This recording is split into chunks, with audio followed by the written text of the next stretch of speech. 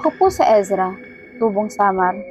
Ang kwentong ibabahagi ko po ay karanasan ko nung nasa high school pa lang ako. Mahilig kami mamasyal ng pinsan ko tuwing gabi. Okay lang kasi meron naman kami ginagamit na motorsiklo. Mahilig din kami maglibot sa lugar namin, lalo na pag gabi, isang lamig ng simoy ng hangin, at pangpawi na rin ang pagkabagot. Nakakabagot kayo sa bahay tuwing gabi, kaya naiisipan namin maglibot. Isang gabi, bumisita ang BF ko pati yung BF ng pinsan ko. Niyaya nila kami maglibot sa kabilang bayan. Malapit lang naman, kaya pumayag na kami.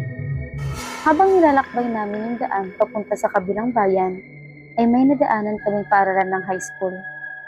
Madilim siya kasi ang may ilaw lang ay yung bandang guardhouse kung saan nakalagay yung bell na pinapatunog tuwing recess.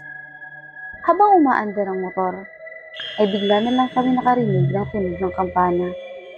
At ang mas nakakakilabot pa, kasi ang tunog nito ay katulad sa simbahan tuwing may patay. At sino ang magpapatunog ng bell sa paaralan ng hating gabi? Kasi pagtingin ko sa orasan ko noon, ay saktong 12:00 ng hating gabi. Dahil sa kuryosidad namin, sinabihan ko ang BF ko na magdahan-dahan sa pagmamaneho at tingnan natin kung sino ang nagpapatunog.